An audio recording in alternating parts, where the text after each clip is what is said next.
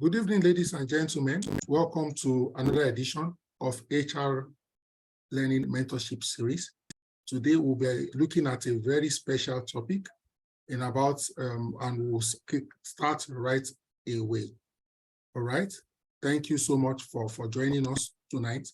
Our facilitator is also ready and good to go.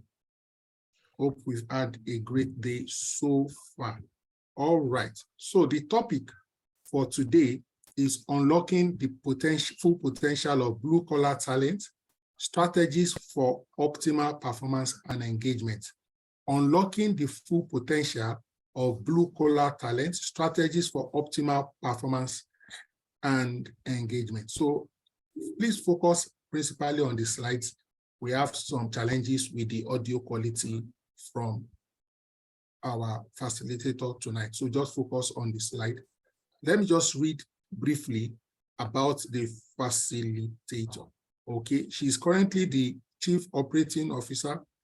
She has experience that cuts across being the Chief Operating Officer, Human Resource Generalist, and Business Operations. Currently, she's the Head of Human Resources at Clearview Hospital, with a demonstrated history of working in sectors that include telecommunication, healthcare, consumer products, manufacturing, furniture, real estate, education, gambling, and so on and so forth.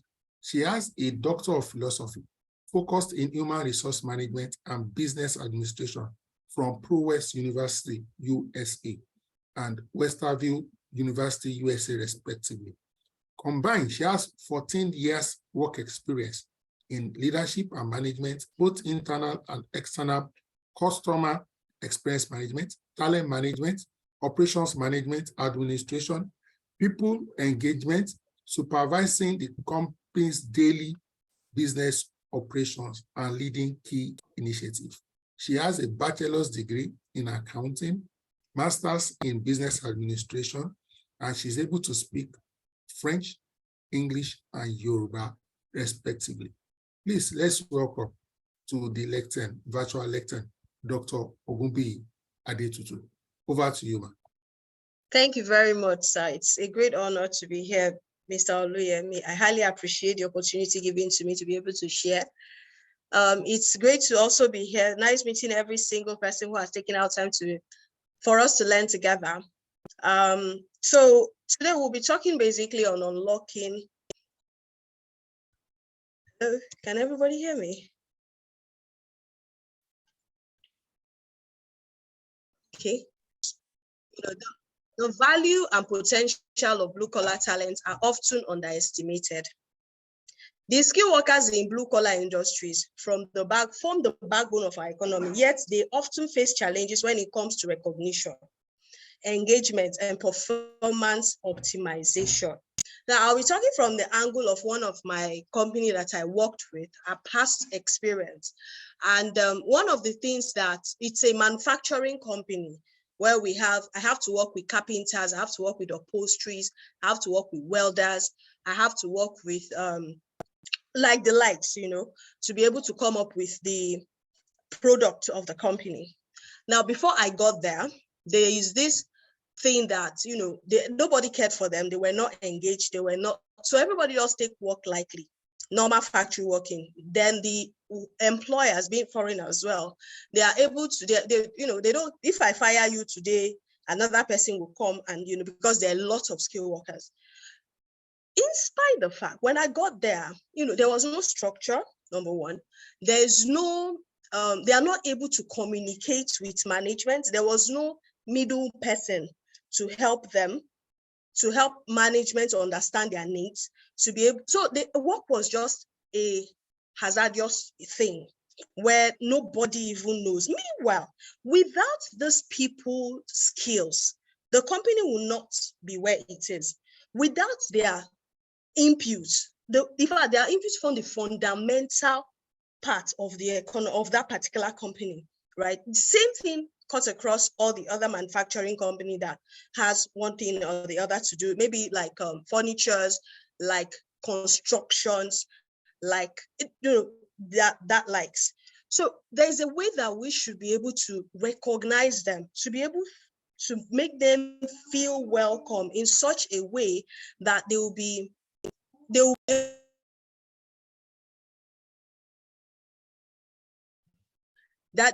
to optimize what they have as talent. For the fact that they are not able to acquire BSc or MSc or PhD, and it doesn't mean that what they actually offer us is anything less. In some organization, without their input, we will not be able to function in any way, right? So these are the things that we're going to be looking at. Apart from them working in organizations, we actually have them coming into our individual lives, like in our houses, our cooks, our electricians, our plumbers, all of them in different categories.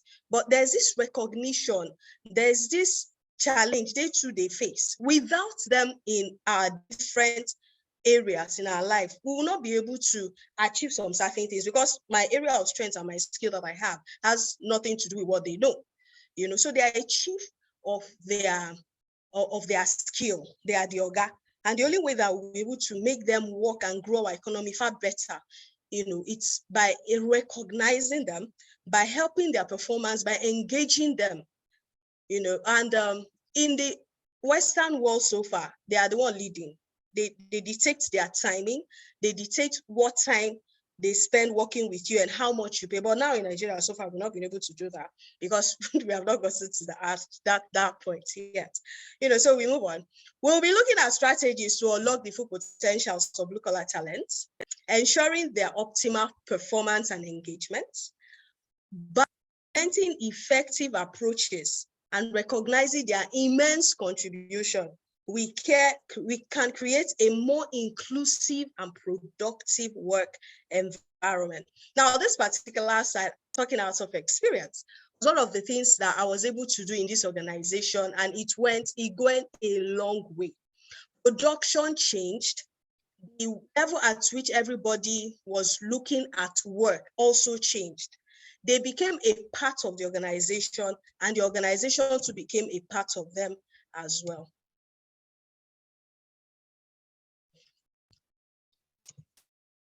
Okay, so who are these blue-collar workers? Blue-collar workers are most often in a non-office setting non-office settings, like construction, like I earlier said. We have tailors, we have carpenters, we have people in the production line, we have the electricians, we have the plumbers, the drivers, the cooks, and the likes, They use their hands and physical ability to perform their duties. Example of these blue-collar employees include construction workers, machine operators, mill wheat assemblers, and truck drivers. Trust me, I do not know anything, because it's not me, it's not what I do. So there's no way that I will be able to do it as much as them that has spent most of their time learning these things, spend time, went through the educational system, in their own training to acquire these skills. I didn't have that time to do. I didn't have time to be able to do that. So there's no way I'll be able to do this job the way that they do it. So we have to recognize them. In some key organizations, without these people, the organization will not be able to perform. The organization won't be there. They won't be able to make profit. They will not be able to do anything. All right. So while we are still at it, I want to believe everybody is hearing. Okay. So what are the first things that we need to do? We have to appreciate them by recognizing the value of the blue-collar talent. Now, recognizing the value of the blue-collar talent, one, to unlock the full potential of blue-collar talent, it is crucial to recognizing their immense value. Now, when I got into this organization,